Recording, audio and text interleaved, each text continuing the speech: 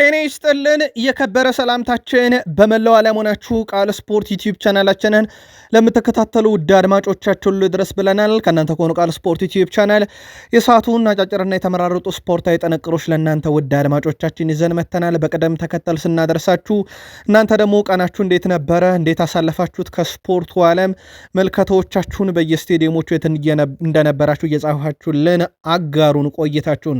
እንዲሁ ላይክ እያደረጋችሁ ብታበረታቱ ለእኛ ደግሞ እንደ ግብአት እንቆጥረዋለን።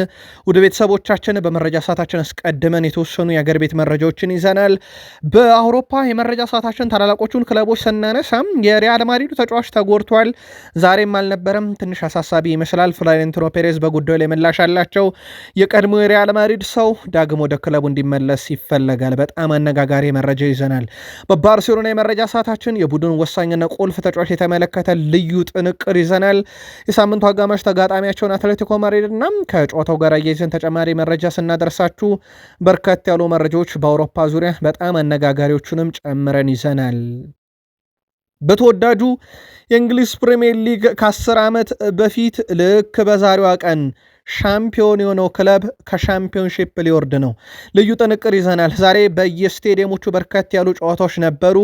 ላለ መውረድ ከወራጅ ቀጠና ለመውጣት ለፕሪሚየር ሊግ ዋንጫ በርከት ያሉ እነኝህን ጉዳዮች በስፋት እንመለከታችኋለን። እናንተ ደግሞ የት ስቴዲየም እንደነበራችሁ መልከቶቻችሁን እየጻፋችሁ ትቆያላችሁ። በቢግ ሲክስ የቶትንሃም ነገር አሁን ቶትንሃም ከወረደ ሳይሆን ከተረፈ አነጋጋሪ ቡድን ይሆናል ማለት ነው። ልዩ ጥንቅር ይዘናል። ቼልሲው ተጫዋች ያነሳው ሀሳብ በጣም አነጋጋሪ ነው። ኮዲ ደግሞ በሲቲ ጨዋታ ላይ እንዴት ኤንዞ ፈርናንዴዝን ተቀጣላችሁ በሚል ቼልሲዎች ከፍተኛ ትችት ቀርቦባቸዋል።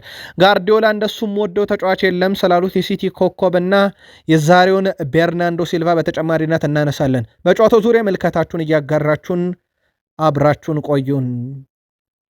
በሊቨርፑል የመረጃ ሰዓታችን በርከት ያሉ መረጃዎችን ይዘናል። በቡድን ዜና ሁለት በጣም ወሳኝ ተጫዋቾችን የተመለከተ ጥንቅር እናነሳለን። በቡድን ዜና ተጨማሪ መረጃዎችን ካካፈልናችሁ በኋላ አርኔ ስሎት እና የሳምንቱ አጋማሽ ጨዋታን በሊቨርፑል በኩል በቃል ስፖርት ዩቲዩብ ቻናል ትከታተላላችሁ። ከአርሰናል ጋር በተያያዘ ቴሪ ዳንኤል ሄንሪ በጣም ጥብቅ መልእክትን ያስተላልፈው በርካቶች የሚስማሙበት ይመስላል። ከዛ ውጭ ከሰሞኑ ድርድር ተደርጎ ኮንትራታቸውን ለማራዘም የተስማሙት ሚኬል አርቴታ አንቀጽ ውስጥ ምን እንዳሉ እንነግራችኋለን። የቡድኑ ወቅታዊ አነጋጋሪ የቡድን መረጃዎችን ስናጋራችሁ አንድ ተጫዋች ስለ አርሰናል የተናገረው ነገር ትንሽ ለየት ያለ ነው። አርሰናልና ኤፕሪል ብቻ አይደለም፣ ኤፕሪልና ሚኬል አርቴታ ተጨማሪ መረጃ በቃል ስፖርት ዩቲዩብ ቻናል ተይዟል። ብሩኖ ሚጌል ፈርናንዴዝ በጋዜጣዊ መግለጫ ላይ ነበረ። በርካታ ምላሾችን ሰጥቷል። በርካታ ሀሳቦችን አንስቷል። ተጋጣሚያቸው ሊድስ ነው። ከሊድስ አንጻር ብሩኖን እንመለከተዋለን። አለን ሽረር በዩናይትድ ይገባዋል ያለ ሰው አለ። እንደምን እንዳለ እንነግራችኋለን። በዝውውር ጉዳይ ማንቸስተር ዩናይትድ ቤት ይመጣል ስለተባሉትና ከማንቸስተር ስለሚወጣው ተጫዋች ተጨማሪ ጥንቅር ይዘናል። ማይክል ካሪክ በጣም ጓጉቻለሁ ለጨዋታው እያሉ ይገኛሉ። በዛ ላይ እስከ 5ኛ መሆን ይሄ ደግሞ ለእኛ ጥሩ እድል ነው ብለዋል። ከዛ በዘለለ በማንቸስተር ዩናይትድ በኩል የአስቶን ቪላ የዛሬው ነጥብ መጣል በጣም ወሳኝ ነበረ ጫናው አንጻር። ዳንኤል ፋርክ ግን ኦልትራፎርድ ላይ ዩናይትድን ለማሸነፍ ቀመር አለኝ እያሉ ነው። ቃል ስፖርት ዩቲዩብ ቻናላችን ነኝና ሌሎች የተመራርጡ መረጃዎችን ላይክ፣ ሰብስክራይብ፣ ሼር እያረጋችሁ እናጋራችኋለን። መረጃዎቹን እያካፈልኳችሁ እኔ ቃል ነኝ። በድጋሜ የት ነበራችሁ? በየስቴዲየሙ የነበራችሁን ቆይታም እየጻፋችሁልን አብራችሁን ቆዩን። የኢትዮጵያ ከ17 ዓመት በታች ሴቶች ብሔራዊ ቡድን ከደቡብ ሱዳን ጋር ያደረጉትን የዓለም ዋንጫ ማጣሪያ መጀመሪያ ዙር ጨዋታ 2-0 በሆነ ውጤት አሸንፏል። ለኢትዮጵያ የማሸነፊያ ግብ ቤተልሔም ግዛቸው እና ምህረት አየለ አስቆጥሯል። የመልሱ ጨዋታ እሁድ ሚያዝያ 11 2018 ዓ.ም በአዲስ አበባ አበበ ቢቂላ ስቴዲየም ይካሄድ ይሆናል። ያው አዲስ አበባ ዋናው ስቴዲየም ላይ የኢትዮጵያ ፕሪሚየር ሊግ መርሃ ግብሮች እየተካሄዱ እንደሆነ ይታወቃል። ኢትዮጵያ ብሔራዊ ቡድን በነገራችን ላይ ከ18 ዓመት በታች ከ17 ዓመት በታች እየተመዘገቡ ያሉ ውጤቶች ሰሞኑን ይበል የሚያሰኝ ነው፣ በሴቶቹም በወንዶቹም ደረጃ። ትልቁ አሁንም ጥያቄ እየተነሳ ያለው ነገር ግን እነኚህ ተጫዋቾቻችን እድሜያቸው ከተባለው በታች ነው የሚለው ግን በጣም አጠያቂ፣ በጣም አነጋጋሪ ነው። ጉዳዩም በነገራችን ላይ በምርመራ ተረጋግጦ እንደ ተጠረጠሩት ከእድሜያቸው በላይ ከሆኑ ለኢትዮጵያ እግር ኳስ ፌዴሬሽን በጣም ከበድ ያለ ቅጣት ከፊፋም ከካፍም ሊያስተናግድ ግን የሚችልበት ነው። የአውሮፓ መረጃችንን ከሪያል ማድሪድን ጀምሩ ውድ ቤተሰቦቻችን። ኬሊያን ምባፔ ዛሬ ከቡድኑ ጋር ልምምድ አላደረገም። ጉዳት እንዳጋጠመው ተረጋግጧል። የጉዳቱ መጠን ቀላል ነው ቢባልም ማለት ነው። ተጫዋቹ በተለይም በእጁ አካባቢ ላይ ነው ጉዳት እንዳስተናገደ እየተነገረ የሚገኘው ከዢሮና ጋር በነበረ መርሃ ግብር ላይ። ከዚህ ጋር በተያያዘ የቀኝ እጁ አካባቢ ያጋጠመው ጉዳት ምክንያት ዛሬ በልምምድ ላይ አልተገኘም። ሪያል ማድሪድ ከባየር ሙኒክ ጋር የአውሮፓ ሻምፒዮንስ ሊግ መርሃ ግብሩን ሮብ ምሽት በአሊያንዝ አሬና እንደሚያከናውን ይታወቃል። እንግዲህ ኬሊያን ምባፔ ይኖራል አይኖርም የሚለውን በቀጣይ እያጣራ ነው እንሄዳለን። በእርግጥ ሪያል ማድሪድ በቅርቡ ያለ ኬሊያን ምባፔ በጣም ምርጥ ነበሩ፣ ጨዋታ እያሸነፉ ነበር። እሱ ከመጣ በኋላ ለድል በጣም የተቸገረው ቡድን እንደሆነ ይታወቃል። ፍሎሬንቲኖ ፔሬዝ ግን ይናገራሉ፣ እዚህ ማንም ተስፋ የሚቆርጥ የለም፣ ሁልጊዜም ከዓመት እስከ ዓመት እንዋጋለን፣ እንታገላለን፣ በማድሪድ ተስፋ መቁረጥ የሚባል ነገር የለም እያሉ ነው። በእርግጥ ማድሪድ ጨዋታውን 2-1 ነው እየተመራ ያለው። ለማጥበብ በጣም ቀላል ውጤት ነው። ችግሩ ግን የሚገጥሙት ባየር ሙኒክ፣ የሚፋለሙት በአሊያንዝ አሬና እንደሆነ ይታወቃል። ዛሬ የሰማነው ሰበሩ መረጃ ሪያል ማድሪድ ቶኒ ክሩስን ወደ ቡድኑ ሊመልስ ነው። ውድ ቤተሰቦቻችን የቀድሞ ተጫዋቻቸውን ቶኒ ክሩስን ወደ ቡድኑ ለመመለስ በዛሬው ዕለት ጠንከር ያለ ድርድር ሲደረግ መቆየቱ ተረጋግጧል። ወደ ቡድኑ የሚመለሰው ግን ለመጫወት አይደለም። ውድ ቤተሰቦቻችን በአሰልጣኝ ስራ ውስጥ ለመሳተፍ ነው ተብሏል። በሪያል ማድሪድ የእግር ኳስ ታሪክ ውስጥ በጣም ምርጡ የአማካይ ስፍራ ተጫዋች ነው ማለት ይቻላል። ክሩስ በይፋዊ በሆነ መንገድ ከማድሪድ ጋር ድርድር አልጀመሩ። ነገር ግን ማድሪድ በወኪሉ በኩል እሱን ማነጋገራቸው እየተነገረ ይገኛል። እናም በቀጣይ ቀናት ነገሮቹ ወደ ፍጻሜ ያመራሉ ተብሎ ይጠበቃል። በተያዘው እቅድ መሰረት ፍሎሬንቲኖ ፔሬዝ እሱ እንዲመለስ ይፈልጋሉ ተብሏል። ቶኒ ክሩስ ከሪያል ማድሪድ ጋር ዳግም አብረው ሊሰሩ የሚችሉበት ሰፊ እድል እንዳለ እየተዘገበ ነው። የቋሚ አሰልጣኝነት ስፍራውን ግን ላርቤሎ አትተውት ወይንስ ቀጣይ ከሚመጡት ጋር የሚለው ግን ግልጥ ያለ ነገር የለውም። ላሊጋው 10 ሲደመር ጎል 10 ሲደመር አሲስት ያደረገ በዚህ ዓመት ላሚን ያማል ብሎ ዝርዝሩ ያበቃል። ውድ ቤተሰቦቻችን ዘንድሮ ከባርሴሎና ጋር ለላሊጋ ዋንጫ በጣም የቀረበው ላሚን ያማል በዚህ ዓመት ብቻ 11 አሲስት አለው። በላሊጋው ከፍተኛው ነው። በነገራችን ላይ ከፍተኛውን አሲስት የማድረግ ንጻሬም ያለው እሱ ጋር ነው ወደ 9.88። ስለዚህ ተጨማሪ አንድ ግብ ተጫዋቾቹ አስቆጠሩለታል ማለት ነው። በጣም ቀላል አሲስት። ከዛ ውጪ ትልልቅ የግብ ዕድሎችን 25 ፈጥሯል። ቀዳሚ ነው። በተቃራኒ ቡድን ሳጥን ውስጥ ኳሶችን በማቀበል ቀዳሚ ነው። ስኬታማ ድሪብል ያው 134 ደርሷል። የሚስተካከለው የለም። የአንድ ለአንድ ወይም የ50-50 ፍልሚያዎችን 220ውን አሸንፏል። በዚህም ቀዳሚ ነው። ላሚን ያማል ገና ከ18 ዓመት በታች የያዘው ሪካርድ በጣም አስገራሚ ነው። እሱም የአውሮፓ ሻምፒዮንስ ሊግ ምሽት ውጤት የመቀለበስ ግዴታን ይዞ ነው በዚህ ሳምንት ወደ ሜትሮፖሊታኖ የሚያቀነው። ባልዴ እኛ ለጨዋታው ዝግጁ ነን፣ ውጤት ማክሰኞ ይቀለበሳል እንዳለ ይታወቃል። ተጋጣሚያቸው አትሌቲኮ ማድሪድን በተመለከተ አትሌቲኮ ማድሪድ ባለፉት 5 ጨዋታ በሁሉም ውድድር ካስመዘገባቸው ውጤቶች ውስጥ ውድ ቤተሰቦቻችን አንድ ድል፣ እሱም በአውሮፓ ሻምፒዮንስ ሊግ ባርሴሎና 2-0 አሸንፎበት ፓውኮ ባርሴ በቀይ ካርድ ወጥቶም በጎዶሎ ተጫዋች ባርሴሎና የተፋለሙበት ጨዋታ ማለት ነው። አትሌቲኮ ማድሪድ ያ ብቻ ነው ድሉ። ከዛ ውጪ በቶትናም 3-2 ተሸንፈዋል። በሪያል ማድሪድ 3-2 ተሸነፈ። በባርሴሎና በላሊጋ 2-1 ተሸነፈ። በዚህ ሳምንት በሴቪያ በእርግጥ አብዛኛውን የቡድኑን ቋሚ ተጠባባቂ አድርገው 2-1 ተሸነፈ። ጥሩ ፎርም ላይ አይደለም ቡድኑ። በአውሮፓ ሻምፒዮንስ ሊግ ባርሴሎናን ያሸነፈበት መንገድ ያው የቁጥር ብልጫ አለ ከሚለው አንጻር ምናልባት ሊነገር ይችላል። የባርሴሎና ግን ባርሴሎና ያንን ጨዋታ በጣም ተጭኖ እንደተጫወተ ይታወቃል። ለማንኛውም ማክሰኞ ዕለት ባርሴሎና ከአትሌቲኮ ማድሪድ የሚያደርጉትን የአውሮፓ ሻምፒዮንስ ሊግ የመልስ ጨዋታ በሜትሮፖሊታኖ የሚመሩት ዳኛ ይፋ ተደርገዋል። ፈረንሳይ ዳኛ ክሌመንት ቱርፒን ይህንን ጨዋታ በመሃል ሜዳ ዳኝነት እንዲመሩት የአውሮፓ እግር ኳስ ማህበር ሾሟቸዋል። በጣሊያን በርከት ያሉ መርሃ ግብሮች ነበሩ፣ ግን ያልተጠበቀ ውጤት የተመለከትንበት ፓርማ ከናፖሊ ያደረጉት ጨዋታ ነው። ጨዋታው 1-1 በሆናቸው ውጤት ተጠናቋል። ወደ ቤተሰቦቻችን በፓርማ በኩል ገና 1 ደቂቃ አልሞላም ግብ ሲቆጠር ስታር ፋዛ በአንደኛው ደቂቃ ግብ አስቆጠረ። በኋላም ላይ ከረፍት በኋላ የቀድሞ የማንቸስተር ዩናይትድ ተጫዋች ስኮት ማክቶሚኔ 60ኛው ደቂቃ ላይ ባስቆጠራት ግብ ጨዋታው 1-1 በሆናቸው ውጤት ተጠናቀቀ። ያው ሴሪያው ላይ ናፖሊ አለውበት እያለ ነው። በስኩዴቶ ላይ ምናልባት የኢንተርን ሻምፒዮንነት ካዘገየው ካልሆነ በስተቀር ዛሬ ያስመዘገቡት ውጤት ጥሩ የሚባል አይደለም። ሌላም አንድ መርሃ ግብር ውጤት እጃችን ላይ ደርሷል። ይሄ ጨዋታ ደግሞ በጄኖዋና በሳሱሎ መካከል የነበረ ጨዋታ ነው። ጄኖዋ 2-1 በሆነ ውጤት ድል አድርጓል። ሚላኖቪስኪ 18ኛው ደቂቃ ላይ፣ ኡክባን 84ኛው ደቂቃ ላይ ሁለቱን የጄኖዋ የማሸነፊያ ግቦች ሲያስቆጥሩ ኮኔ 57ኛው ደቂቃ ላይ የሳሱሉን ከሽንፈት ያልታደገች ግብ ከመረብ አዋህዷል። ቀሪ ጨዋታዎቹን በቀጣይ መረጃ ሰዓት የምናካተተው ይሆናል። በጀርመን አንድ ውጤት እጃችን ላይ ደርሷል። ኮሎኝ ወርደር ብሬመንን 3-1 ያሸነፈበት። በኮሎኝ በኩል ሶስቱን የማሸነፊያ ግቦች ኤል ማላ 7ኛው ደቂቃ ላይ፣ አቼ 65ኛው ደቂቃ ላይ፣ ጆንሰን 97ኛው ደቂቃ ላይ ሲያስቆጥሩ ለወርደር ብሬመን ብቸኛዋን አንድ ግብ 76ኛው ደቂቃ ላይ ሺሜር ነበር ያስቆጠረው።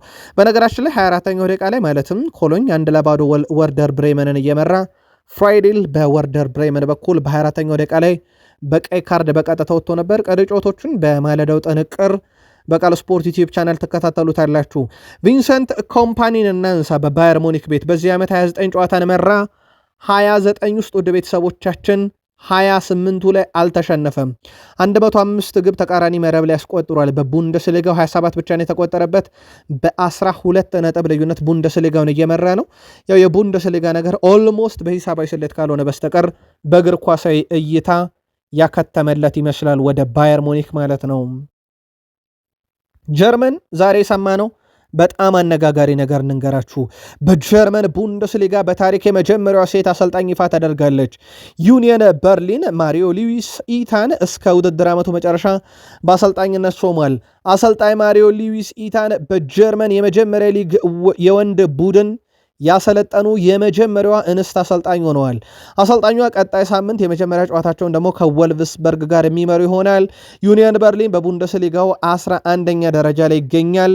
ለመጀመሪያ ጊዜ እንስት አሰልጣኝ በጀርመን ቡንደስሊጋ አሰልጣኝ ሆነ ጨዋታን እንግዲህ ቡድኗ እንዲያሸንፍ ስታግዝ ልናይ ነው ማለት ነው። ይበል የሚያሰኝ በጣም አስደሳችና ምናልባትም ትልቅ ተሞክሮ ለዓለምም የሚተላለፍበት ይሆናል ተብሎ ይጠበቃል። ኢንተር ማያሚዎች በአዲሱ ሜዳቸው ድል እምቢ ብሏቸዋል። የመጀመሪያውም ጨዋታ በአዲሱ ስቴዲየም ከኦስቲን ጋር 2-2 ነበር ያጠናቀቁት ካስታወሳችሁ። ትላንትናም ኢንተር ማያሚ ከሬድ ቡል ጋር ጨዋታ 2-2 በሆናቸው ውጤት ተጠናቋል። ሜሲ የግብ አስተዋጽኦ አልነበረውም በሌሊቱ ጨዋታ ላይ። ማያሚ ውጤቱን ተከትሎ በ7 ጨዋታ 3 አሸንፎ 3 አቻ ወጥቶ 1 ተሸንፎ በ12 ነጥብ 3ኛ ደረጃ ላይ ነው የሚገኘው። በጨዋታ ደረጃ ግን ኢንተር ማያሚ አሁንም በአዲሱ ሜዳቸው ድል ተሰኗቸዋል ወይም ድል እምቢ ብሏቸዋል ማለት ይቻላል። በዛው ሜሲን ካነሳን የሮናልዶን መረጃ እንቀጥል። ክርስቲያኖ ሮናልዶ ቡድኑ ድል ሲያደርግ በዚህ ሳምንት ግብ አስቆጥሮ ነበረ። ሮናልዶ በእግር ኳስ ሕይወቱ በነገራችን ላይ 400 ጎሎች ላይ ደርሷል በቀኝ እግሩ። ክርስቲያኖ ሮናልዶ ላለፉት 17 ዓመታትም ከ30 በላይ ግቦችን ያስቆጠረ ብቸኛውና የመጀመሪያው እግር ኳስም ተጫዋች ሆኗል። ክርስቲያኖ ሮናልዶ 41 ዓመት ከሞላውም በኋላ ባደረጋቸው 6 ጨዋታ ውስጥ የዚህ ሳምንቱን ጨዋታ ጨምሮ ማለት ነው 6 ጊዜ ኮከብ ተጫዋች ተብሎ እንደዚሁ መመረጥ ችሏል። በጣም አስገራሚ ጉዞን እያደረገም ይገኛል። ቃል ስፖርት ላይ ናችሁ። የተመራረጡ ስፖርታዊ ጥንቅሮችን እያደመጣችሁ ትገኛላችሁ። አብራችሁን ካላችሁ ላይክ አድርጉን። ለሀሳብ አስተያየታችሁ ግን ሁላችሁንም ፍጹም አመስጋኞች ነን። ከፕሪሚየር ሊግ መረጃ ሰዓታችን ጋር ላይክ እያደረጋችሁን አብራችሁን ቆዩን። እነሆ ከ10 ዓመት በፊት ሌስተር ሲቲ የፕሪሚየር ሊጉ ሻምፒዮን መሆኑ የተረጋገጠበት የታወጀበት ቀን ነው። ታዲያ ሌስተር ሲቲ ከ10 ዓመት በፊት ፕሪሚየር ሊጉን ባወጀበት በኋላ ወይም ዛሬ 10ኛ ዓመቱ ላይ ሌስተር ሲቲ በሻምፒዮንሺፑ ሊወርድ ከጫፍ ደርሷል። ብዙ እግር ኳሳዊ ታምር ያስፈልገዋል በሻምፒዮንሺፑ ለመትረፍ። ውድ ቤተሰቦቻችን ከፕሪሚየር ሊግ ወረዱ፣ አሁን ደግሞ ከሻምፒዮንሺፑ ሊወርዱ ነው። እንዳልኳችሁ የ10 ዓመት በፊት የካላንደር ዝርዝራችንን ከፈታ አድርገን ብናይ የፕሪሚየር ሊጉ ሻምፒዮን ሌስተር ሲቲ ያልንበት ነው 10ኛ ዓመታችን ነበረም። ዛሬ ከነበሩ ጨዋታዎች ውስጥ አንደኛው ሴልኸርስት ፓርክ ስቴዲየም ክሪስታል ፓላስ ከኒካስል ዩናይትድ ያደረጉት ጨዋታ ነበረ። በጣም ያልተጠበቀ ውጤት ይመስላል። ከጨዋታው ብልጫ አንጻር ኦስሏ 43ኛው ደቂቃ ባስቆጠረው ግብ ኒካስል ይመራ ነበረ። ጨዋታውን በእጃቸው ነበረ። በኋላም ላይ 80ኛው ደቂቃ ላይ ዣን ፌሊፔ ማቴታ አስቆጠረ። ከዛ መልሶ 94ኛው ደቂቃ ላይ በፍጹም ቅጣት ምት ሌላ ግብ አስቆጥሮ ዣን ፌሊፔ ማቴታ ከጉዳት ከተመለሰ በኋላ በሁለት ጨዋታ 3ኛ ግቡን ለክሪስታል ፓላስ አስቆጥሮ ቡድኑ ድል እንዲያደርግ አድርጓል። ዣን ፌሊፔ ማቴታ ማለት በክረምት ወደ ኤስ ሚላን ሊያመራ ከጫፍ ደርሶ ሳይሳካለት ቀርጦ የመጣ ተጫዋች እንደነበረ ይታወቃል። ሌላኛው መርሃ ግብር በኖቲንግሃም ፎረስት እና በአስቶን ቪላ መካከል በሲቲ ግራውንድ የነበረ ጨዋታ ነው። ጨዋታው 1-1 ተጠናቀቀ። ለአስቶን ቪላ በጣም ትልቅ ዋጋ የሚያስከፍል ውጤት ነው። ምናልባት የአውሮፓ ሊግን አንስተው በዛም የአውሮፓ ሻምፒዮንስ ሊግ ትኬትን መቁረጥ የሚችሉበት አቋራጭ መንገድ ቢኖርም ማለት ነው። ዊሊያምስ በኖቲንግሃም ፎረስት በኩል 38ኛው ደቂቃ ላይ አስቀድሞ ሞሪሎ የኖቲንግሃም ፎረስት ተጫዋች 23ኛው ደቂቃ ደግሞ ለአስቶን ቪላ ግቦቹን አስቆጥሯል። ይህ ውጤት ዩናይትድን በብዙ የሚጠቅም አስቶን ቪላን ደግሞ ምናልባትም በአውሮፓ ሻምፒዮንስ ሊግ ለመሳተፍ በሚያደርገው ሂደት ላይ በፕሪሚየር ሊጉ በኩል ትንሽም ቢሆን አጣብቂኝ ውስጥ የከተተው ነው። የሰሜን ለንደኑ ክለብ ቶትንሃም ከሰንደርላንድ ጋር ያደረጉትን ጨዋታ 1-0 በሆነ ውጤት ተሸንፈዋል። ሙኬሌ 61ኛው ደቂቃ ነው የሰንደርላንድን የስቴዲየም ኦፍ ላይት የማሸነፊያ ግብ ከመረብ ያዋህደው። ቶትንሃም መሸነፉን ተከትሎ ከ18 ዓመት በኋላ የተረጋገጠ በሪፖርት ማቅረብ በሚቻል ሁኔታ የወራጅ ቀጠና ቡድን ሆኗል። ኦፊሻሊ ማለት ነው። ቶትናም በ30 ነጥቦች 18ኛ ደረጃ ላይ በይፋ ተቀምጧል። ዌስትሃም ቀድሞ መጫወቱ ነበረ ሰሞኑን ወራጅ ቀጠና የነበረው። ከዛሬ ጀምሮ ግን ኦፊሻሊ የወራጅ ቀጠና ቡድን ነው።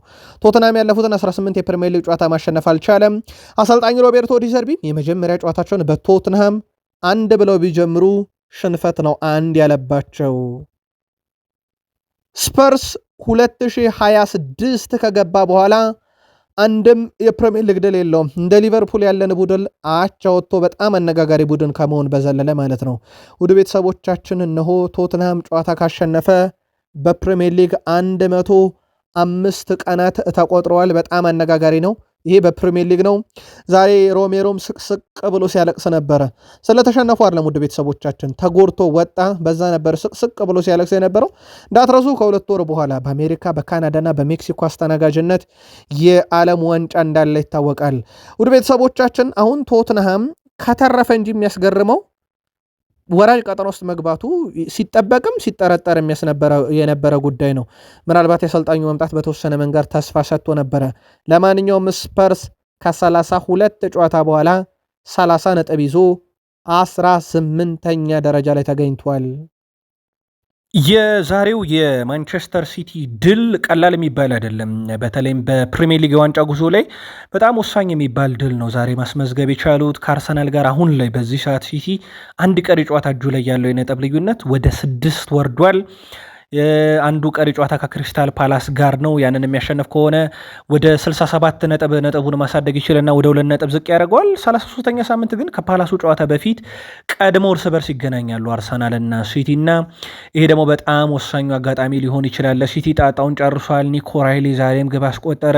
ማርክ ጉዌ በሲቲ መለያ ግብ ሲያስቆጠር ተመለከት ነው። ጀሬሚ ዶኩ የግብ ጠባቂ ሳንቼዝን በጣም ቸልተኛ የሆነ ኳስ የማስጀመር ሂደት ተጠቅሞ ግብ አስቆጠረ። ሪያን ሼርኪ ያው እንመለስበታለን፣ በመረጃችን ይዘነዋል። ፔፕ ጋርዲዮላ አስቀድመው ከጨዋታው በፊት የመሰከሩለትም ተጫዋች በአሲስቶችም ነበረና የሲቲ ጉዞ አሁንም ሞር ወደ ዋንጫው በጣም እየቀረበ የመጣ የቼልሲ የአውሮፓ ሻምፒዮንስ ሊግ ትኬት የመቁረጥ ተስፋን አደጋ ውስጥ የከተተ የአርሰናልን የፕሪሚየር ሊግ ዋንጫ አደጋ ውስጥ የከተተ ነው። አሁን በሊቨርፑል እና በቼልሲ መካከል እንኳን 5ኛ ባለው መካከል የ4 ነጥብ ልዩነት አለ። እንዳልኳችሁ በአርሰናል እና በሲቲ መካከል የ6 ነጥብ ነው። የሲቲ እና የአርሰናል ጨዋታ ግን በቀሪ ጨዋታዎች በኋላ ሞር ነገሩ የሚለይለት ይሆናል። የፔፕ ጋርዲዮላን ሀሳብ እንመልከት። ፔፕ ጋርዲዮላ ሪያን ሼርኪን በተመለከተ ሀሳባቸው ነጋርተዋል። ሪያን ሼርኪ በተጫዋቾች ውስጥ በጨዋታ ውስጥ ለማግኘት አስቸጋሪ የሆነ ባህሪ ያለው እሱ በአስቸጋሪ ጊዜያት ብዙ ጫናና ውጥረት በሚበዛበት ጨዋታ ለሱ እንደ ወዳጅነት ጨዋታ ቀለል ይለዋል ብለዋል። በተለይም በርካታ ትችት እየቀረበበት ነበረ። ኳስን ያንጠባጥባል፣ እየሳቀ ይጫወታል፣ ሜዳ ላይ ለተቃራኒ ቡድን ክብር አይሰጥም ምናምን የሚሉ ነገሮች እየተነሱ ነበር። እሳቸው ግን የለም በጣም ጫና የበዛበት ጨዋታ እሱ እንደ ወዳጅነት ስለሚጫወተው ነው። እኔ ደግሞ በተጫዋቾች ውስጥ ማግኘት የምፈልገው ትልቁ ባህሪ ያ ነው ብሏል። ላይቀናጣብኝ እንጂ እንደማለታቸው ይመስላል። በጣም አስደናቂ ተጫዋች ስለመሆኑ ግን አንስቷል። በእርግጥ ቴክኒካሊ በጣም ፍጹም አስደናቂ ነው። ግቦች ያስቆጠራል፣ አሲስት ያደርጋል። ያ በበርካቶች ዘንድ የሚወደድለት ነው። ግን ተቃራኒ ቡድንን ባልሆነ መንገድ ያነሳሳል የሚለው ጉዳይ ላይ ግን እሳቸው ሌሎች ተጫዋቾች ውስጥ የሌለ ምርጡ ባህሪው ነው ብለዋል። በርናንዶ ሲልቫ ያው ጨዋታውን ጀምሮ ነበረ ለሲቲ የመጨረሻ ሲዝኑን እያሳለፈ እንደሆነ ይታወቃል። ዛሬ ቼልሲን በገጠመው ቡድን ስታዲያ በመጫወቱ ምክንያት 297ኛ የፕሪሚየር ሊግ ጨዋታውን አድርጓል። ይሄም አንድ ፖርቱጋላዊ ተጫዋች በፕሪሚየር ሊግ በርከት ያለ ጨዋታን ሲያደርግ ይሄ በጣም ትልቁ ቁጥር ነው። ቁጥሩን ወስዶታል በርናንዶ ሲልቫ በሲቲ ምን ያክል ዋንጫዎችን አሳክቶ ይጨርሰበታል የሚለው እና በእንግዲህ በአመቱ መጨረሻ የሚወሰን ይሆናል። አሁን ላይ ሆኖ ሁሉንም ነገር ለመወሰን ይቸግራል። ኤፍ ኤ ካፑም ፕሪሚየር ሊጉም ገና ያላለቁ ነገሮች ናቸው። አንድ ጨዋታ ምን እንደሚፈጠር አይታወቅም። በቀጣይ ሻምፒዮንስ ሊግ ውስጥ ኦልሬዲ በሪያል ማድሪድ ተሸንፈው እንደወጡበት ይታወቃል። ፔፕ ጋርዲዮላን በነገራችን ላይ የመጨረሻ ዓመታቸው የመሆን እድሉ በዛው ልክ በጣም ሰፊ እንደሆነ ይታወቃል። ከዚህ ጋር በተያያዘም ቃል ስፖርት ዩቲዩብ ቻናል በተከታታይ መረጃ ሰዓታችን ሽፋን የምንሰጠው ይሆናል። ኤንዞ ፈርናንዴዝ እንዴት ዛሬ የለም በሚል ክሪስ ሱተን ቼልሲን ወቅሷል። ኤንዞ ፈርናንዴዝ በዚህ ጨዋታ ላይ መቀጣቱ ሞኝነት ብሎታል። የቀድሞ እንግሊዛዊ ተጫዋች ክሪስ ሱተን ኤንዞ ፈርናንዴዝ የመቅጣት ውሳኔ ሞኝነት ብሎታል። ይህንን ውሳኔ በጨራሽ ልረዳው አልቻልኩም ያለው ክሪስ ሱተን ኤንዞ ፈርናንዴዝ ከሲቲ ጨዋታ ውጭ መድረግ ይሄ ሞኝነት ነው ብሎታል። ሲጀመር የትኛውም የቼልሲ ተጫዋች ለቼልሲ ወይስ ለሪያል ማድሪድ መጫወት ትፈልጋለህ ብላችሁ ብትጠይቁት እውነቱን ቢናገር ለሪያል ማድሪድ ነው የሚመርጠው። ስለዚህ ለምንድን ነው ኤንዞ ፈርናንዴዝን በዚህ መንገድ የሚቀጣው? አንድም እንዲህ አይነት ትልቅ ጨዋታ ላይ እንዴት ይቀጣል ተጫዋቹ በሚል የሲቲ ውሳኔ ሞኝነት ብሎታል ክሪስ ሱተን። በእርግጥ የጨዋታው ውጤት በኤንዞ ፈርናንዴዝ አለመኖር ምክንያት የሚጎዳው ቼልሲ ብቻ አይደለም። አርሰናልን በተቃራኒው የዋንጫ ተፎካካሪው ነበርና ሲቲ በቀጥታ ይጎደዋልና ክሪስ ሱተን ግን ያየው ከአርሰናል አንገል ሳይሆን ራሱ ቼልሲ ተጠቃሚ በሚሆንበት ተጫዋች እንዲህ አይነት ቅጣት የሞኝነት ብሎታል። ከቼልሲ ይልቅ የአል አህሊ ደጋፊዎች ልዩ ናቸው ብሏል ሜንዲ። ሴኔጋላዊ የአል አህሊ ግብ ጠባቂ ኤድዋርዶ ሜንዲ የአል አህሊ ደጋፊዎች ልዩ ናቸው ሲል ተደምጧል። ያለ ጥርጥር ከቼልሲ ይልቅ የአል አህሊ ደጋፊዎች ልዩ ናቸው ያለው ሜንዲ የሚፈጥሩት ድባብም ስቴዲየም ውስጥ ለማሸነፍ ይጠቅማል። የቼልሲ ደጋፊዎች በስታንፎርድ ብሪጅ እንግዳ ነው የሚመስሉት ብሏል። እናም ቼልሲ ቤት ያለ ደጋፊ ነገር በጣም አሳፋሪ ነው፣ ወይም ደግሞ ይሄ በጣም ዝቅተኛ ነው። ክለቡን የማያግዝ፣ ክለቡን የማያነሳሳ፣ ክለቡን የማያነቃቃ ደጋፊ ብሎታል። ምናልባት ቼልሲ በዚህ ሰዓት ላይ ባለፉት 3 ዓመታት ክለባቸውን በገጠማቸው ነገር ደስተኛ ያልሆነ ደጋፊ እንዳለው ይታወቃል። ምንም እንኳን ቼልሲ በቅርብ ዓመታት ውስጥ እንደ ክለቦች ዓለም ዋንጫ፣ እንደ ኮንፈረንስ ሊግ ያሉ ዋንጫዎችን ቢያነሳም፣ እንደ ኤሮፕ ሊግ ያሉ ዋንጫዎችን ቢያነሳም ክለቡ ግን በሚጠበቅበት ያህል ደረጃ በተወዳጁ የእንግሊዝ ፕሪሚየር ሊግ መፎካከር ተስኖት እንደነበር ይታወቃል። አንዲ ሮበርትሰን ወደ ቶትንሃም ለመዘወር በቃል ደረጃ ከስምነት መድረሱ ተረጋግጧል። ነገር ግን ውድ ቤተሰቦቻችን ተጫዋቹ ወደ ቶትንሃም ሆትስፐርስ የሚያመራው ቶትንሃም በፕሪሚየር ሊጉ የሚቆይ ከሆነ ብቻ ነው። ከዛ በኋላ ተጫዋቹ ኦፊሻሊ ፊርማውን ለቶትንሃም ያኖራል ተብሏል። ስለዚህ በሁለቱ አካላት መካከል ያለው ድርድር አሁን ላይ በእንደዚህ አይነት መልኩ የቀጠለ ነው። እንደሚታወቀው አንዲ ሮበርትሰን በዓመቱ መጨረሻ ከሊቨርፑል ጋር ያለው ኮንትራት ስለሚጠናቀቅ በነፃ ክለቡን እንደሚለቅ ይታወቃል። ስፐርሶችም ተጫዋቹን ለማስፈረም ሁሉን ነገር አጠናቀው በፕሪሚየር ሊጉ መትረፋቸውን ብቻ እየጠበቁ ይገኛሉ። ግን ዛሬ ከተመለከትነው አንጻር ቶትናም በፕሪሚየር ሊጉ ይተርፋሉ የሚለው በጣም አጠራጣሪ ጉዳይ ነው። ያ ካልሆነ ግን በተጫዋቹ በኩል ሌሎች አማራጮችን ያህል ተብሏል። ከእንግሊዝ ውጪ ሴልቲክ ሊቀላቀሉ ይችላል ተብሎ በስፋት እየተጠበቀ ያለ ሌላኛው ቡድን ነው። 30 ዓመት ዕድሜ ከሞላቸው በኋላ በፕሪሚየር ሊግ ውስጥ ብዙ ግቦችን ማስቆጠር የቻሉ ተጫዋቾች አንደኛው ሳላ ነው። 72 አለው። ሰርጆ ኩናጌሮም፣ ሪያን ጊግስም ሌሎችንም ከዋክብቶች በዚህን ያክል ደረጃ ይጠቀሱም በፕሪሚየር ሊጉ ያላቸው ቁጥር ከፍ ቢልም እንደውም የሰርጆ ኩናጌሮ እና ሪያን ጊግስ ከ30 በኋላ ገባቸው 71 ነው። ሌላው ሳላህን በተመለከተ በፕሪሚየር ሊግ የመጀመሪያ ጨዋታውን ካደረገም ጊዜ ጀምሮ የሱን ያክል የግብ አስተዋጽኦ ያለው ተጫዋች የለም። በነገራችን ላይ ሳላ ፕሪሚየር ሊጉን የመጀመሪያ ጨዋታውን ካደረገ ጊዜ ጀምሮ የጎል ተሳትፎቹ 282 ናቸው። ከሱ ቀጥሎ ሰን ሁንግሚን፣ ሃሪኬን፣ ኬቨን ዳብሮይና፣ ብሩኖ ሚጌል ፈርናንዴስ እያለ ይቀጥላል እንጂ የሳላን ያክል የግብ አስተዋጽኦ ያለው ተጫዋች የለም። ይህም ልክ እንደ አንዲ ሮበርትሰን ሁሉ በዓመቱ መጨረሻ ኮንትራቱ ባይጠናቀቅም በስምነት ከሊቨርፑል ጋር በነፃ እንደሚለያዩ ይታወቃል። ያው ሊቨርፑሎች ሁሉን ማቆየት ይችላሉ። በሁሉ መሰረት ተጨማሪ 1 ዓመት ይኖረዋል ከዚህ በኋላ ግን ለሱ በቂ ገንዘብ የሚያቀርብ ክለብ አናገኝም። ሳምንታዊ ደሞዙ በጣም የተጋነነ ነው። ከሁለት ያጣ ከምንሆን ከደሞዙ ላይ ብናነሰው ይሻላል ሳላነ በሚል እና ተጠባባቂ ወንበር ላይ ከሚቀመጥ በሚል አሳምነው ከክለቡ በሰላማዊ መንገድ ወይም በስምነት እንደሚለያዩ ይታወቃል።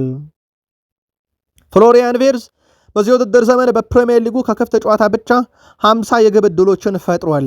በሊቨርፑል በመጀመሪያ ዓመታቸው በፕሪሚየር ሊጉ ከክፍት ጨዋታ ብዙ የግብ ዕድል የፈጠሩት ከዚህ በፊት ደርካይት 2006-7 62 ሳላ 2017-18 በመጀመሪያ ዓመቱ 53 ጀርሚ ፒናት በመጀመሪያ ዓመቱ 2006-7 52 ነበር። አሁን ፍሎሪያን ቪርትዝ 50 ደርሷል። ፕሪሚየር ሊጉ ገና አልተጠናቀቀም። ውድ ቤተሰቦቻችን ቀሪ ጨዋታዎች አሉት ከስድስት ጨዋታዎች አካባቢ ያሉት ሊቨርፑል በእነኚህ 6 ጨዋታዎች የሚፈጥራቸው የግብ ዕድሎች ደግሞ ምናልባትም የነ ሳላን ለማለፍ 3 የግብ ዕድል ብቻ ነው የቀረው። የነ ደርካይትን ግን ቢያንስ ከ12 በላይ ይጠበቅበታል። ሪካርዱን ይሰብሯል ተብሎ ይጠበቃል። ፍሎሪያን ቪርትዝ በመጣበት ዓመት ይሄ የግብና የአሲስት መጠኑ ይነስ እንጂ ሜዳ ላይ የሚፈጥረው ተጽዕኖ ግን በሊቨርፑል ቀላል የሚባል አይደለም። ሊቨርፑል በዚህ ሳምንት ድል እንዳደረገ ይታወቃል። ፉልሃምን ድል አድርጓል። ይሄ ድል በአንፊልድ የተመዘገበ 1500ኛ ድላቸው ነው። ከዚህ ጋር በተያያዘ አርኔ ስሎት በዚህ ውድድር ዘመን እንደዚህ አይነት ብዙ ጨዋታዎችን ተጫውተናል፣ ነገር ግን በሚያሳዝን ሁኔታ ሁልጊዜ ወደ ድል ወይም ወደ ክሊንሺት አላመራንም፣ ማሸነፍ ይገባናል ብዬ አስብ ነበረ፣ ግን እነኛን ጨዋታዎች ሙሉ ለሙሉ ተቆጣጥረን የነበረ ቢሆንም መጨረሻ ላይ ግብ እየተቆጠረብን ውጤት አተናል ብለዋል። ከዚህ በፊት ብዙ ጨዋታዎች ተጫውተናል። የተነካካ ኳስ ወይም የቆመ ኳስ ወደ ግብ እንደደረሰ ይቆጠረብን ነበረ። ከዛም አቻ እንወጣለን። ይሄ በጣም ያሳዝን ነበር። ወይም እንሸነፋለን። ይሄም በጣም ይጎዳን ነበር። እድል አለንም። ነገር ግን በመጨረሻ ጨዋታ እንዴት እንዲህ ፍትህ ያልሆነ ውጤት ይመዘገባል በሚል እቆጭ ነበረ። የሚገባን እንድል ነው ፉልሃም ላይ ያስመዘገብ ነው ብለዋል። ሊቨርፑል በፉልሃሙ ጨዋታ ብቻ በመጀመሪያ አጋማሽ 279 ኳስ ነው የተቀባበለው። ያ ማለት በፓርክ ደ ፕሪንስ ከተቀባበለው ኳስ ከሙሉ 90 ደቂቃው በ190 ላይ ይበልጣልና በጣም አስገራሚ ነበረ። ያን ጨዋታ በተመለከተ በአንፊልድ ሮድ ስቴዲየም ሲደረግ በፓርሰን ጀርሜን በኩል የብራድሌ ባርኮ ላይ የመሰለፍ ነገር በጨዋታው ላይ በጣም አጠራጣሪ ነው እያለ ነው ሌኬፕ። እንደዚህ ነጥብ መጣላችሁን ከቀጠላችሁ ስለ ዋንጫ እንዳታወሩ ደግማችሁ አሳልፋችሁ እየሰጣችሁን ነው እያለ ነው ቴሪ ዳንኤል ሄንሪ። አርሰናል ቡድኑን ተችቷል። ይህ ቡድን በጣም ምቾት ላይ ነው። ዋንጫ ለማሸነፍ እንደዚህ መጫወት አልነበረባቸውም። ለአርቴታ ብዙ ጊዜ ተከላክያለው፣ ግን ዛሬ ያየሁት ቡድን አላውቀውም። ጉልበት፣ ፈጣን አቀራረብና የተባለውን ለማሸነፍ ፈቃደኝነት አይታይበትም። ይህ ችግር ለመጀመሪያ ጊዜ አይደለም። እንዲህ ከተቀጠለ ዋንጫ እናነሳለን እንዳትሉ እያለ ነው። ይሄን የሚለው ቴሪ ዳንኤል ሄንሪ ብስጭት ብሎ ነው። ውድ ቤተሰቦቻችን የአርሰናሉ ሌጀንድ ቴሪ ዳንኤል ሄንሪ ከጥቂት ሳምንታት በፊት አርሰናል በአራቱም የዋንጫ ግንባር እየተፋለመ ሳለ እኔ ኤፍኤ ካፑም ይቅርብን፣ ካራባኦ ካፑም ይቅርብን፣ ሻምፒዮንስ ሊግም በጊዜ እንሰናበት፣ ግድ የለኝም፣ ፕሪሚየር ሊጉን ብቻ እናንሳው፣ አጫወታችሁ አያምርም ላላችሁም አንዴ እናንሳ፣ 22 ዓመት ጠብቀናል፣ ከዛ በኋላ እናወራበታለን ማለቱ የሚዘነጋ አይደለም። ሚኬል አርቴታ በዚህ ውድድር ዘመን በፕሪሚየር ሊጉ ወይም ሻምፒዮንስ ሊጉ ላይ ግን ሻምፒዮን ካልሆኑ በቀጣይ ከክለቡ ጋር ሊቆዩበት ይችላሉ የተባለው ስምምነት ላይፈረም ይችላል እየተባለ ነው። በርካቶች አሁን ስም እያነሱ አርሰናል አካባቢ የሚያወሩት ስለ ሴስክ ፋብሬጋስ ነው። ሴስክ ፋብሬጋስ ኮሞን ከወራጅ ቀጠና እስከ 10ኛ ደረጃ መውጣት፣ ዘንድሮ ደግሞ ለአውሮፓ ሻምፒዮንስ ሊግ መድረክ እያፋለመው ይገኛል። ሴስክ ፋብሬጋስ በእግር ኳስ ፍልስፍናው በአርሰናልም በባርሴሎናም በቼልሲም በሞናኮም ሲጫወት ይታወቃል። በአሰልጣኝነትም ድንቅ ጊዜን እያሳለፈ ነው። በርካቶች በሚኬል አርቴታ ዋንጫው አልሆን ካለ በሴስክ ፋብሬጋስ መሞከር ያዋጣል እያሉ ይገኛሉ። ከአርሰናል ጋር በተያዘ የማይወደደው ወር ኤፕሪል ነው። በሁለት አጋጣሚ አንድ ከዚህ በፊት አብዛኛውን ዋንጫውን ያጡበት አጋጣሚ ባለፉት 3 ዓመታት ኤፕሪል ወር ላይ የገጠማቸው ውጤት ነው። ሚኬል አርቴታ በራሳቸው በአርሰናል አሰልጣኝነት ዘመናቸው በጣም ዝቅተኛ የማሸነፍ ንጻሪ ያላቸው ኤፕሪል ነው። ይህን በቃል ስፖርት ዩቲዩብ ቻናል ከጥቂት ሳምንታት በፊት በነበረ ዘገባ ላይ የኦፕታን ቁጥር ወስደን ለአርሰናል ደጋፊዎች ሚኬል አርቴታ ኦፕታ ላይ በጣም ይቸገራል ቡድናቸው፣ እሳቸው የማይቀናቸው ወር ነው ብለናችሁ ነበረ። አሁንም ያው መንገጫገጭ ገጥሟቸው ለዋንጫው ስጋት ገብቷቸዋል። ግን የአርሰናል አጨዋወት ስታይል አሁንም ጥያቄ የሚያስነሳ ሆኗል። ግብ ጠባቂ ዳቪድ ሪያ ከበርንሞዝ ጋር በነበረ ጨዋታ ብቻ የተሳኩ ኳሶችን ያቀበለ ሁለተኛው ተጫዋች ነው 49። ከሱ የሚበልጠው ራይስ ነው 50። ጋብሪኤል ማጋሌሽ 40፣ ዊሊያም ሳሊባ 40፣ ቤን ዋይት 40 ኳስ አቀብለዋል። ዳቪድ ሪያ እዚህ ውስጥ መካተቱ ምን ያህል ባክፓስ እንደነበረ ማሳያ ነው። የቀድሞ የቼልሲ ግብ ጠባቂ ኤድዋርዶ ሜንዲ ግን አንድ ነገር ይናገራል። ለዚህ አርሰናሎች የቆመ ኳስ ሲያገኙ ሮጠው ፎጣ ያነሳሉ፣ ያደራርቃሉ፣ ይወረውራሉ። አሁን በአርሰናል ምክንያት ነው የቆመ ኳስ ከ10 ሰከንድ በላይ እንዳትጠቀሙ የተባለው። አርሰናል ፕሪሚየር ሊጉን አበላሽቶት ነበረ። ለአዲስ ህግም ፕሪሚየር ሊጉን የዳረገ ቡድን ሲል እንዲሁ ተችቶታል። ብሩኖ ፈርናንዴዝ በጋዜጣዊ መግለጫ ላይ ነበር። ውድ ቤተሰቦቻችን ብሩኖ እንደ አንድ ተጫዋች ወደ ማንቸስተር ዩናይትድ ስንመጣ ሁሉም የሚጠብቅ ነገር አለ። ይህም መቼም አይቀየርም። ሰዎች የተሻለ ክፍያና ኮንትራት ታገኛላችሁ ብለው እንደሚያስቡ አውቃለሁ። ነገር ግን ትክክል አይደለም። ወደ ማንቸስተር ዩናይትድ ክለብ የምትመጣው ዋንጫዎችን ለማሸነፍ ነው እያለ ነው ብሩኖ ሚጌል ፈርናንዴዝ። ቃል ስፖርት ዩቲዩብ ቻናል ላይ ትገኛላችሁ። ምክንያቱም ገንዘብ የትን ቦታ ማግኘት ትችላለ። ፕሪሚየር ሊጉን አይነት ማንቸስተር ዩናይትድ አይነት ክለብ ውስጥ ግን ፕሪሚየር ሊግ ስትመጣ ከክፍያው በላይ ዋንጫ ነው ሽልማቱ ብሏል። ሆኖም ወደዚህ ክለብ የመጣሁት እኔም ዋንጫ ለማንሳት እንጂ ስለ ጥሩ ክፍያ አይደለም ብሏል። ብሩኖ ፈርናንዴዝ ለክለቡ አመራሮች ሁልጊዜም የምናገረው ነገር ቢኖር የእንግሊዝ ፕሪሚየር ሊግን እንደምናሸንፍ ቃል ልትገቡልኝ አትችሉም፣ ምክንያቱም ያንን ማድረግ ከባድ ሊሆን ይችላል የሚል ነው። ነገር ግን ተፎካካሪ እንደምንሆን ቃል ገብቻለሁኝ። እኔ የማውቀው የምፈልገውም ያንን ብቻ ነው። ከዛ በኋላ እኔ የራሴን ምርጥ ብቃት ማሳየት፣ በዙሪያ ያሉ ሁሉ ምርጥ ብቃታቸው እንዲያወጡ መርዳት፣ ናም ያንን የምንመኘውን አይነት ደረጃ ላይ መድረስ የኔ ኃላፊነት ነው። የክለቡ ባለቤቶች ዋንጫ የምናመጣበትን ፕሮጀክት ግን መንደፍ አለባቸው ሲል ተደምጧል ብሩኖ ፈርናንዴዝ በዚህ ሳምንት ቡድኑ ከሊድስ ጋር በሚያደርገው ጨዋታ ላይ ይገኛል። ብሩኖ ፈርናንዴዝ ባለፉት 6 የሊድስ ጨዋታ 6 አስቆጥሮ 2 አሲስት አድርጎ 8 የግብ አስተዋጽኦ አለውና ሊድስ ላይ የሚበረታው ብሩኖም በዚህ ሳምንት ይጠበቃል። ቃል ስፖርት ዩቲዩብ ቻናልም ሰፊ ሽፋን ጨዋታውን እንሰጠዋለን። ወጥ የሆነ አቋም ሊኖረን ይገባል ብሏል ብሩኖ። ወጥ የሆነ አቋም ሊኖረን ይገባል። ትኩረት ማድረግ ይኖርብናል እያንዳንዱ ጨዋታ ላይ። በሊጉ ጉዟችን እያንዳንዱ ነጥብ ዋጋ እንዳለው መገንዘብ ያስፈልጋል። እያንዳንዱ ዝርዝር ጉዳዮችም ልዩነት ይፈጥራሉ በፕሪሚየር ሊጉ ብሏል። በውድድር ዘመኑ በእያንዳንዱ ጨዋታ ጥሩ ሆኖ መቆየት በጣም ከባድ ነው። እኔ እዚህ ከመጣው ጊዜ ጀምሮ ቢያንስ እስካሁን ያላደረግነው ነገር ቢኖር ይህንኑ ነው። ምክንያቱም በሶልሻየር ስር በነበረኝ 2ኛ የውድድር ዘመን እስከ ጥር ድረስ በጣም ጥሩ ነበር። ከዛ ግን አቋማችን ወረደ።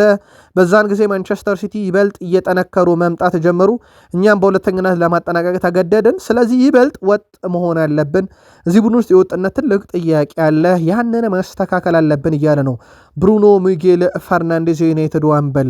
ከወዲህ ደግሞ ካዜሜሮ በማንቸስተር ዩናይትድ ቤት የተቀሩትን ጨዋታዎች ድል በማድረግ ቡድኑ በሚገባው ቦታ እናስቀምጠዋለን። ዘላለሜን የዚህ ክለብ ደጋፊ ሆኜ እኖራለሁኝ፣ ግን አሁን እስካለው ድረስ ይህን ቡድን በምርጡ ቦታ እንዲያጠናቀቅ ረዳዋለሁ ሲል ተደምጧል። አለን ሺረር ሃሪ ማጓየር አዲሱ ውል እንደሚገባውና ለዩናይትድም ድንቅ መሪ መሆኑን ተናግሯል። የፕሪሚየር ሊጉ የምንጊዜም ከፍተኛ ጎል አስቆጣሪ አለን ሺረር ሃሪ ማጓየር በማንቸስተር ዩናይትድ ያገኘው አዲሱ ውል ይገባዋል ብሏል። ውሉ የ1 ዓመት ይመስለኛል። በእድሜው ደረጃ ደግሞ ድንቅ መሪ ሆኖ ቆይቷል ብዬ አስባለሁ ያለው አለን ሺረር የእሱ ትልቁ ብቃት ደግሞ ማንነቱን ነው። ምክንያቱም በተለያዩ ጊዜያት ስለ እሱ በጣም መጥፎ ነገር ሲነገርበት ነበረ፣ ግን ያንን ቀልብሶ እየተጫወተ ነው ብሏል። ይህን ሁኔታ የተቆጣጠረበት መንገድና መልሶ ራሱን ያገኘበት መንገድ ለእንግሊዝ ብሔራዊ ቡድን እንዲጠራ አድርጎታል፣ በዩናይትድ እንዲቆይ አድርጎታል። ሃሪ ማጓየር የተሰጠው ኮንትራት በማንቸስተር ዩናይትድ ይገባዋል እያለ ይገኛል። የቀድሞ የእንግሊዝ ፕሪሚየር ሊግ ሌጀንድ አለን ሺረር የፕሪሚየር ሊጉ ከፍተኛ ግብ አስቆጣሪ። ቃል ስፖርት ዩቲዩብ ቻናል ላይ ናችሁ። ላይክ እያረጋችሁን በድጋሚ አብራችሁን ቆዩ። ለጨዋታው እጅግ ወቅተናል ብሏል ማይክል ካሪክ። ያለፉት ጥቂት ሳምንታት ለእኛም ሆነ እዚህ ለቆዩት ተጫዋቾች ትንሽ ያልተለመደ ነበር ያሉት ማይክል ካሪክ በሁለት ጨዋታዎች መካከል የ24 ቀናት ልዩነት አለው። በዚህ መሃል ደግሞ ብዙ ነገሮች ተከስተዋል። ተጫዋቾች በዚህ ሳምንት ዳግም ተገኝተዋል። በዚያም ጥሩ ድባብና አዎንታዊ ጉልበት ነበረ። ይህ በጣም አስደሳች ነው። ጨዋታው በጣም በጉጉት እየጠበቅን እንገኛለን ሲሉ ተደምጠዋል ማይክል ካሪክ። ካሪክ እስከ 5ኛ ደረጃ የጨረሰ ቡድን ለሻምፒዮንስ ሊግ መሳተፍ መቻሉ በጣም ጥሩ አጋጣሚ ነው። እኛም መሆን በምንፈልገው ደረጃ ሆነን ለማጠናቀቅ እድል ይሰጠናል ብሏል። ያንን ለማሳካት ደግሞ ብዙ እድሎች ቢኖሩ ቁጥሩ የተሻለ ሆኖ ለመገኘት ግን እንጥራለን፣ ወይም ያለንበት የደረጃ ሰንጠረዥ ቁጥር ከ5ም የተሻለ እንዲሆን ነው የምንጥረው ሲሉ ተደምጧል። ቃል ስፖርት ዩቲዩብ ቻናል ላይ ናችሁ። የአስቶን ቪላ ነጥብ መጣል ለዩናይትድ ቶፕ 4 ውስጥ ሆኖ ለመጨረስ በራሱ ሌላ የሚፈጥሩ ትልቅ እድል እንዳለ ይታወቃል። ማይክል ካሪክም ለዚህ ዝግጁ ነን ብለዋል። በጣም የተሻለው ቦታ ላይ ሆነን እንጨርሳለን እያሉ ይገኛሉ። ቃል ስፖርት ዩቲዩብ ቻናል የምሽት ጥንቅራችን አበቃ። በማለዳው ተጨማሪ መረጃ ይዘን እንመለስ። ሰናይ ምሽት።